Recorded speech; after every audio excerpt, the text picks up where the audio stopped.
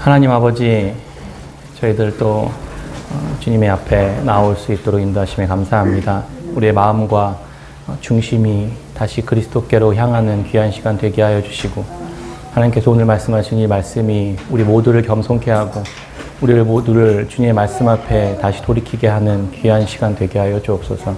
감사드립니다. 예수님의 이름으로 기도합니다. 아멘. 이번에 8월 15일이 어저께였죠? 네. 광복절이었습니다. 75주년 광복절을 맞았습니다. 광복절 무슨 날인지 잘 아시죠?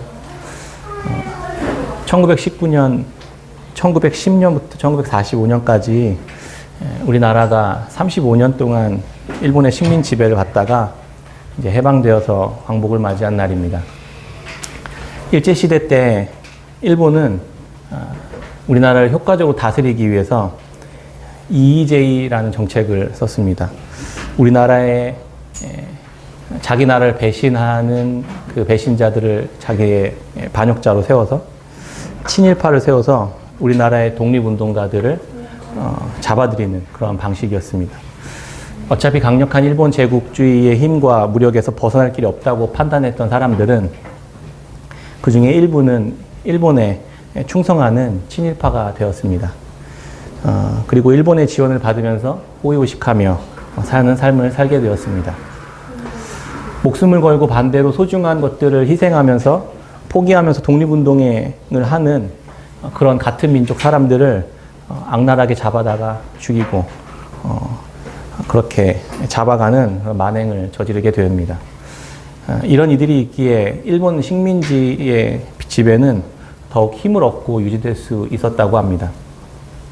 지난달에 돌아가셨던 그 고 백선엽 장군의 이야기를 들어보셨는지 모르겠습니다. 한동안 그 이야기 때문에 많이 시끄러웠는데요.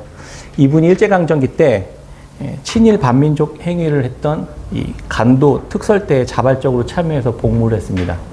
그래서 우리 민족 사람들을 잔인하게 끌어다가 고문하고 죽이고 하는 일에 앞장서서 참여했었습니다. 이 경력이 이분을 친일파로 낙인 찍히게 된 빌미가 되었습니다. 그런데 그 이후에 광복이 되고 곧바로 우리나라는 6.25 전쟁을 겪게 됩니다. 그때 이분은 북한군의 공산당의 북한군의 남하를 막는데 온몸으로 막아내며 혁혁한 공을 세웁니다. 이분이 어떻게 평가되어야 될까요? 민족의 영웅일까요? 아니면 민족을 배신한 반민족주의 친일파일까요? 어느 편에서 바라보느냐에 따라서 이 평가는 완전히 다른 결과들을 만들어낼 것이라고 생각합니다. 이 문제 때문에 우리나라는 지금 둘로 쪼개져서 네 편이 맞니 내 편이 맞니 싸우고 있습니다. 네 편 내 편으로 구별해서 내 편이면 다 선이고 네 편이면 다 악인, 이런 가치의 기준으로는 분열과 다툼에서 결코 벗어날 수 없습니다. 계속 이 싸움은 평행선을 달리게 될 것입니다. 솔직해져야 하겠다, 이런 생각이 좀 들었습니다. 사실 우리들의 판단과 능력으로는 어떤 게 선한 것인지 어떤 게 악한 것인지 사실 구별하기 힘듭니다. 우리가 판단할 수 없음을 인정하고 그 하나하나마다의 사실들에 대해서 같이 대화하고 이야기 나누며 그렇게 풀어나가야 할 것입니다.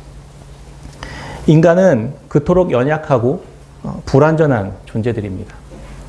지난 시간에 예레미야 24장부터 28장까지 단락으로 나눠서 이 플래시백 기법으로 설명하고 있다라는 이야기를 나누었습니다. 그런 방식으로 전달했었던 예레미야서의 의도와 그 목적을 함께 나누었습니다.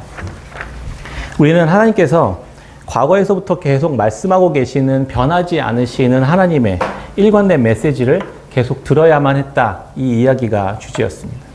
11년 전 여호야김 왕 때 예레미야를 통해 하나님께서 말씀하셨던 그 경고를 계속 회상하면서 다시 동일한 메시지를 시드기야 왕에게도 계속 전하고 있다라는 것을 계속 들었습니다. 예레미야 27장 1절에 보면 유다의 왕 요시야의 아들 여호야김이 다스리기 시작할 때라고 기록하면서 그때 당시 배경 상황들을 설명해 줍니다. 이 당시 여호야김 시절에 국제 정세는 고대 근동지방의 패권을 장악하고 있었던 아수르가 점점 완전히 멸망하고 바벨론이라는 신흥 제국이 그 고대 근동 지역을 다 장악하고 있었던 때였습니다. 애국과 바벨론을 그 동시에 섬기고 있었던 이 여호야김 왕은 3년차 되는 해에 이 바벨론의 식민지가 되는 것을 포기하고 반역하기에 이르릅니다. 이에 화가 난 바벨론 왕 느부갓네살은 그대로 남유다로 쳐들어옵니다. 이 문제를 논의하기 위해서 이 남유다에는 그 유다의 주변 국가들의 사신들이 모여 있었습니다. 암몬, 모압, 에돔, 두로, 시돈까지 주변의 국가들의 왕들의 사신들이 한자리에 모여서 이 문제를 어떻게 해결할 것인지를 상의하고 있었습니다. 아마도 이들은 우리가 힘을 합쳐서 한번 이 바벨론과 한번 맞서보자. 이대로 계속 노예처럼 살 수도 없지 않냐. 이런 이야기를 아마 했을 것입니다. 이때 하나님께서 예레미야를 이들에게 보냅니다. 그리고 이렇게 말씀하십니다. 27장 2절에 보면 여호와께서 이와 같이 내게 말씀하시되 너는 줄과 멍에를 만들어 내 목에 걸고 유다의 왕 시드기야를 보러 예루살렘에 온 사신들의 손에도 그것을 주어서 에돔의 왕과 모압의 왕과 암몬 자손의 왕과 두로의 왕과 시돈의 왕에게 보내며 그들에게 명령하여 그들의 주에게 말하게 하기를 만군의 여호와 이스라엘 하나님께서 이와 같이 말씀하시되 너희는 너희의 주에게 이와 같이 전하라. 그러면서 바벨론의 왕 느부갓네살에게 투항해라. 이렇게 이야기하는 것입니다. 하나님이 모든 권한을 바벨론 왕에게 넘겼으니까 거기에 순종해라. 이 메시지를 전하고 있었던 것입니다.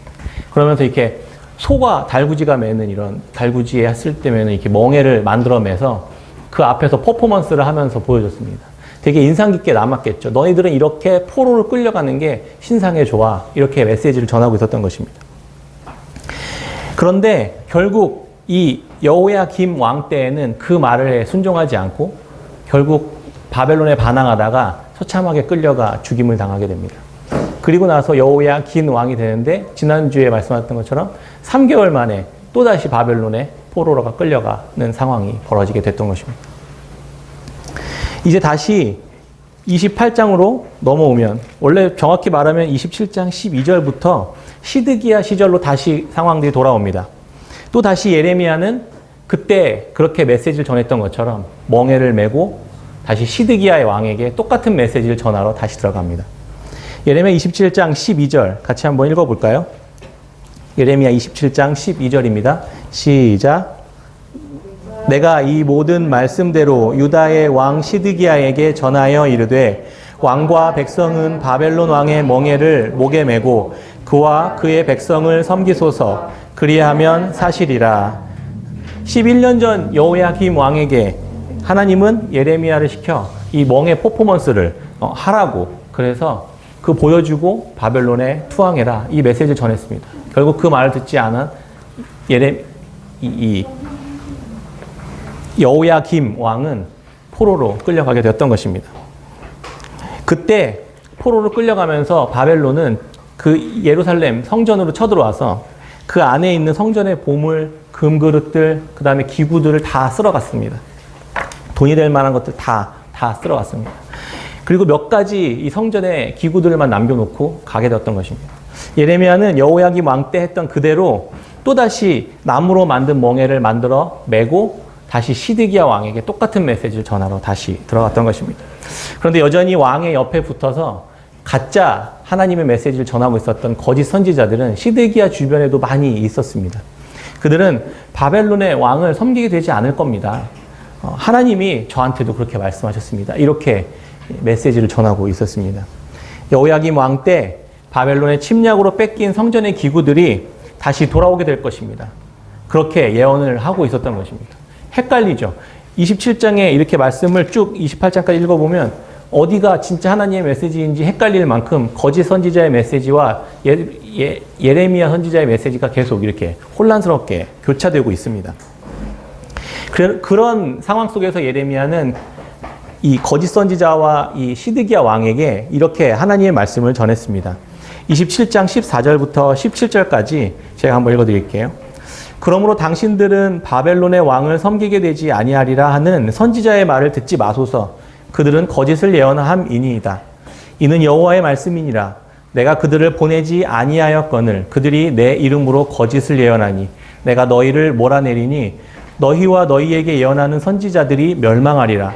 내가 또 제사장들과 그 모든 백성에게 전하여 이르되 여호와께서 이와 같이 말씀하시기를 보라 여호와의 성전의 기구를 이제 바벨론에서 속히 돌려오리라고 너희에게 예언하는 선지자들의 말을 듣지 말라. 이는 그들이 거짓을 예언함이니라 하셨나니 너희는 그들의 말을 듣지 말고 바벨론의 왕을 섬기라. 그리하면 살리라. 어찌하여 이 성을 황무지가 되게 하려느냐. 오늘 본문 28장부터 이때 상황이 더 구체적으로 어떤 일이 있었는지를 좀 자세하게 설명해 주는 이야기로 28장은 설명하고 있었습니다. 그때 거짓 선지자가 누구였냐면 28장 1절에 보면 선지자 하나냐라고 그 이름이 기록되어 있습니다. 시드기야가 왕이 된 지 4년 5개월째 되는 해에 예레미야는 멍에를 다시 메고 시드기야에게 찾아가 똑같은 메시지 전하러 갔습니다. 그때 나타났던 거짓 선지자가 이 하나냐라는 사람이었습니다. 전혀 엉뚱한 자기의 생각을 하나님의 예언이랍시고 예레미야에게 싸움을 걸어왔던 것입니다. 선지자끼리 누가 하나님의 진짜 말씀을 전하는지 예언 배틀이 붙은 것입니다. 예레미야 28장 3절 4절 같이 한번 읽어볼까요? 예레미야 28장 3절 4절입니다. 시작. 내가 바벨론의 왕 느부갓네살이 이곳에서 빼앗아 바벨론으로 옮겨간 여호와의 성전 모든 기구를 2년 안에 다시 이곳으로 되돌려 오리라.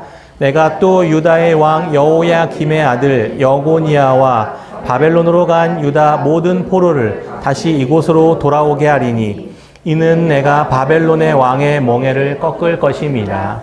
여호와의 말씀이라 하니라. 어떠세요? 이 말을 들으면 하나님의 말씀 전했던 예레미야 선지자와 거의 비슷한 이야기를 합니다. 거짓 선지자 하나냐는 근데 한 가지 다른 건 2년 안에 돌아오게 하실 것입니다. 이렇게 이야기했던 것입니다. 예레미야는 그 이야기를 듣고 이렇게 이야기합니다. 예레미야 28장 6절에 선지자 예레미야가 말하니라. 아멘. 여호와는 이같이 하옵소서. 여호와께서 내가 예언한 말대로 이루사 성전에 여호와의 성전 기구와 모든 포로를 바벨론에서 이곳으로 되돌려 오시기를 원하노라. 이렇게 이야기합니다. 이게 무슨 말입니까? 예레미야가 아멘. 그 거짓 선지자가 했던 이 하나냐가 했던 그 말을 나도 그렇게 되기를 원한다. 정말 2년 안에 하나님께서 우리를 다 회복시키고 성전 기구 모으고 다 돌아오게 하기를 나도 바란다. 정말 너 말대로 됐으면 좋겠다. 이렇게 이야기한 것입니다. 그랬더니 선지자 하나냐는 예레미야의 목에 메고 있었던 멍에를 빼앗더니 땅바닥에 내리치고 두 동강을 내버립니다. 그리고 바벨론의 왕 느부갓네살의 멍에를 하나님께서 이처럼 완전히 통쾌하게 깨트려 주실 것입니다. 이렇게 이야기했던 것입니다.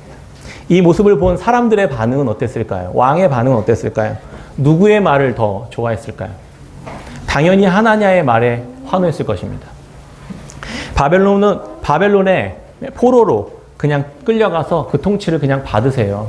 처참한 상황을 그냥 경험하세요. 라고 말하는 예레미야의 말보다 통쾌하게 2년 안에 깔끔하게 하나님께서 이렇게 박살을 내주실 것입니다. 다 회복시켜 주실 것입니다. 라고 말하는 거짓 선지자의 말에 사람들은 다 환호했을 것입니다.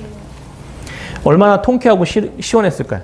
주변에 있었던 사람들은 예레미야를 바라보면서 희죽거리고 환호하고 그리고 예레미야에 대해 아마도 저놈은 우리 민족을 배신하는 그 바벨론이랑 내통하는 이 친바벨론의 그 반역자에 아마 속한 뒤로 아마 뒷돈 받고 뭐 이런 걸 했을 거야 라고 사람들은 수군덕거렸을지도 모르겠습니다. 그런데 그저 그 말들은 하나냐의 또 사람들의 자기들의 기대하는 바였지 하나님의 메시지는 아니었던 것입니다. 하나냐가 선지자 예언 배틀에서 잠시 이겼던 것처럼 보입니다. 예레미야는 어깨가 축 처져서 다시 자기 집으로 되돌아올 수밖에 없었습니다. 진짜 하나님의 선지자인 예레미야가 대중의 호응에 부응하지 못하는 그런 메시지를 전해서 1패를 당하게 되었던 것입니다. 누가 진짜 하나님의 메시지를 전하고 있었습니까? 어떻게 진짜 하나님의 메시지인지를 구별할 수 있습니까? 사람들은 우리 자기의 귀에 듣기 좋은 메시지. 그래서 그런 게 하나님의 메시지라고 믿을 수 있을 가능성이 되게 큽니다. 사람들의 마음을 불편하게 하지 않고 속 시원하게 해주는 메시지라고 해도 하나님의 메시지는 아닐 수 있습니다. 당장 눈앞에 괜찮아질 것이다. 지금 당장 눈앞에 아무 일도 일어나지 않을 것이다 라고 한다고 해서 그게 그들을 위한 하나님의 메시지가 아닐 가능성이 너무 큽니다. 지금 우리들의 귀와 마음을 조금 불편하게 할 수 있을지라도 그 메시지가 우리에게 설사 손해가 된다 하더라도 하나님의 메시지라면 겸허히 받아들이는 것이 진짜 우리들에게 유익한 것입니다. 시드기야와 왕과 선지자들, 이스라엘 백성들은 하나님의 메시지 앞에 마음이 낮아지고 겸허해지질 않았습니다.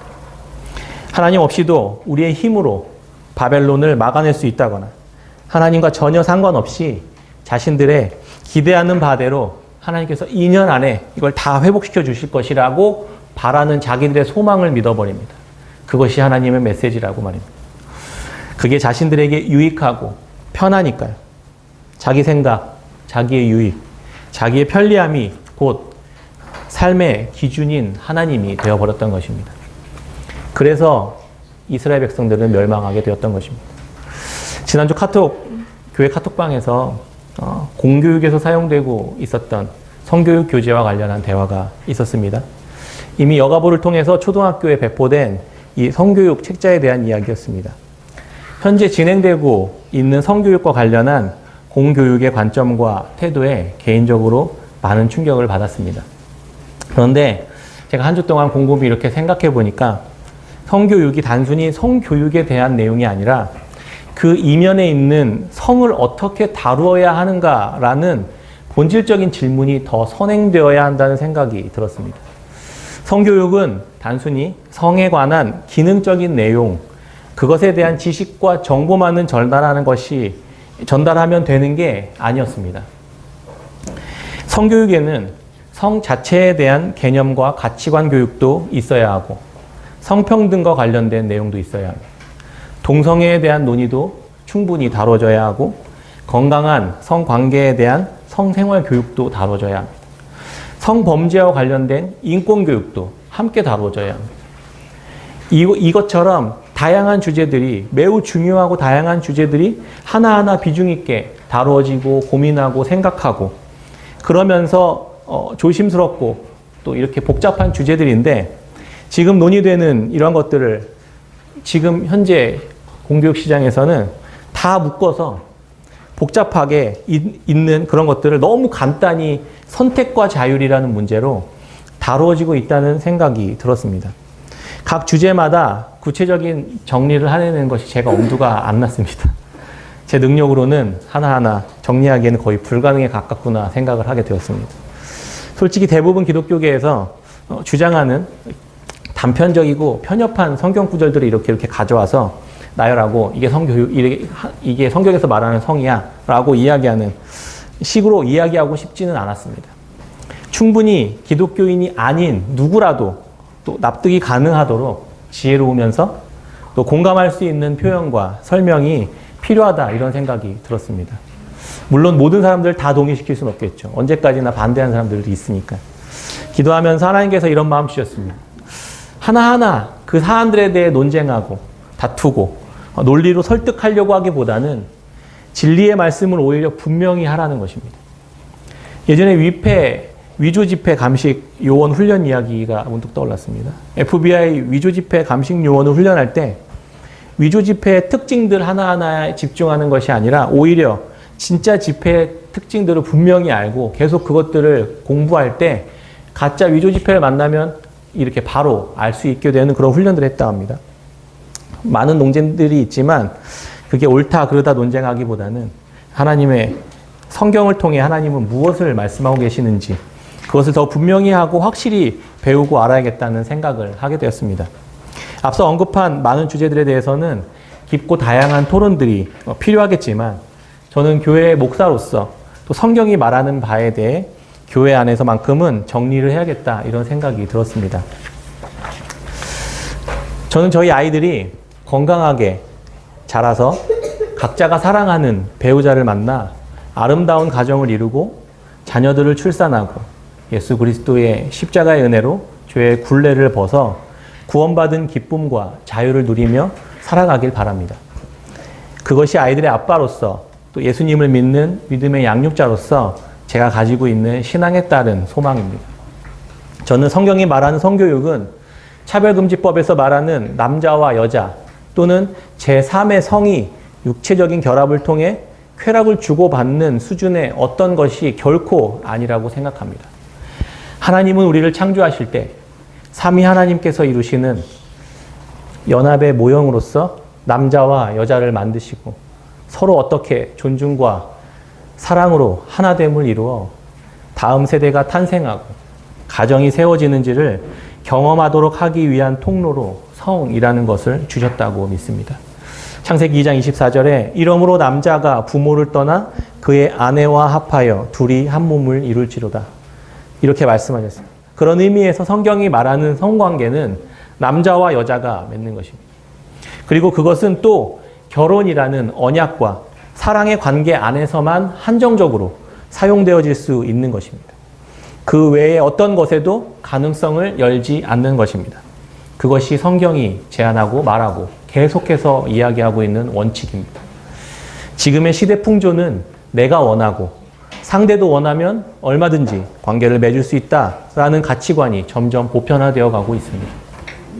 학생들에게까지 성적 자기 결정권이라는 이유로 그것이 존중되어야만 한다는 이유로 계속 보편화되어 가고 있는 게 지금의 시대의 상황입니다. 그런데 성이라는 것은 그 이상의 의미가 있다는 사실을 우리는 너무 간과하고 있는 것을 생각해 보게 되었습니다. 지난주에 초등학교 4학년인 저희 큰딸 수아와 평일에 대화하는 시간을 갖게 되었습니다. 수아에게 제가 물어봤습니다.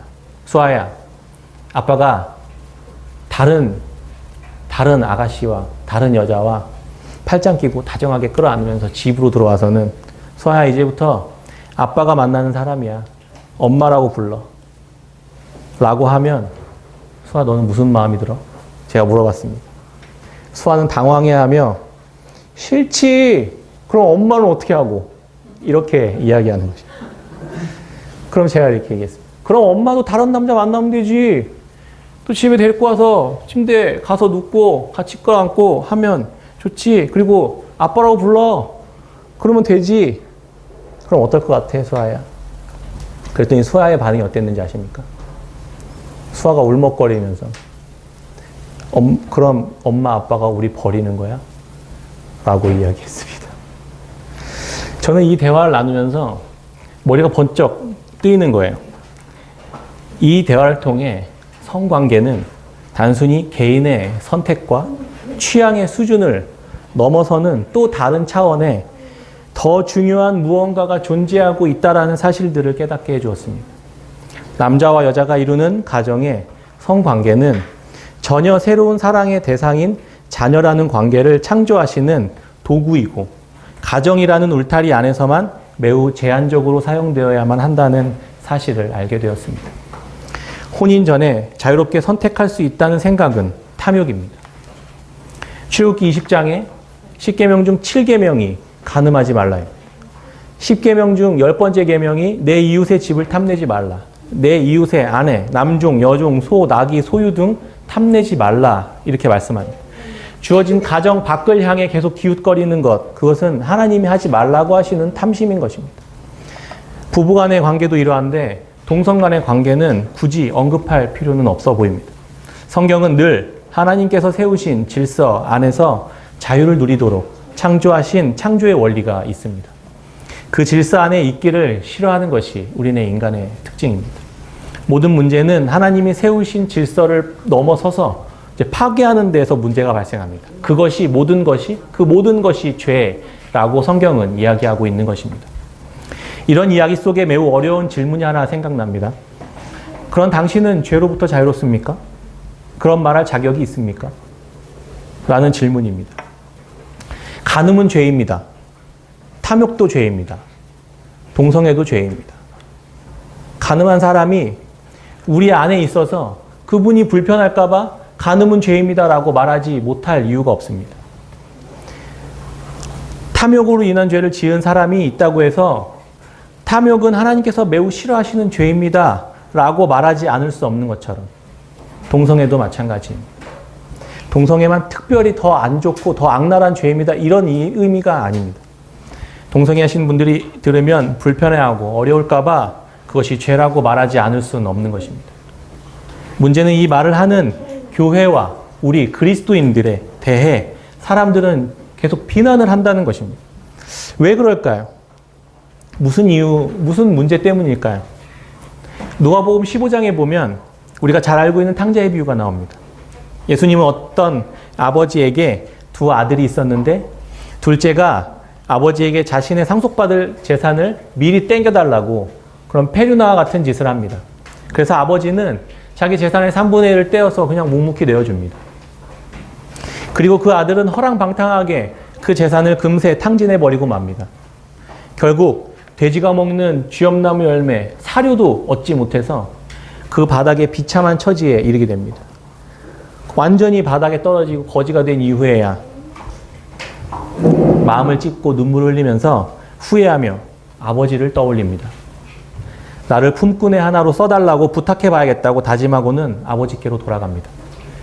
아버지는 멀리서 돌아오는 둘째, 이 페류나 같은 아들, 이 쓰레기 같은 그 아들을 그저 와라 끌어안으시면서 씻겨주고 손에 인장반지를 끼워주고 아주 좋은 옷으로 갈아입히고는 살찐 송아지를 잡아 동네에 큰 잔치를 베풀어 주십니다.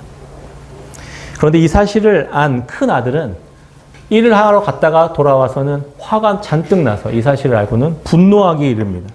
나는 죽어라 일하는데, 나는 아버지 말 그렇게 잘 듣고 성실하게 일하고 있는데 그런 나에게는 염소 새끼 한 마리 안 잡아주시면서 창녀들이랑 놀아나고 그렇게 전 재산을 탕진하고 돌아온 저 페루나 같은 망나니를 위해서 아버지는 잔치를 베풀어 주셔? 라는 마음이 분노의 마음을 촉발했던 것입니다.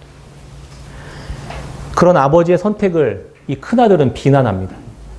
그리고 그 잔치에 들어가지 않습니다.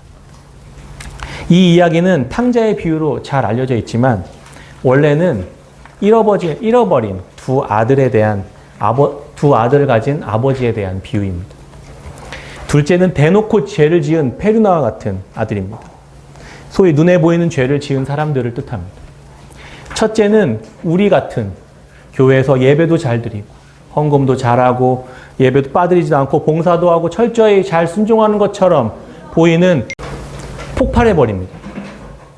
지금껏 큰아들은 겉으로는 말 잘 듣고 잘 신앙생활하고 종교생활 잘했지만 그 이면에는 내가 하나님 앞에서 성실히 일함으로 인해서 이렇게 받아야 할 무언가들을 계속 하나님께 계속 기대하면서 버티고 있었던, 그러니까 또 다시 말하면 둘째 아들처럼 첫째 아들도 동일하게 하나님으로부터 멀리 떨어져 버려서 그 죄를 똑같이 가지고 있었던 사람들이라는 이야기를 예수님은 하고 싶었던 것입니다. 둘째 아들도 잃어버린 아들이었지만 첫째도 잃어버린 아들이라는 사실을 예수님은 말하고 싶었던 것입니다.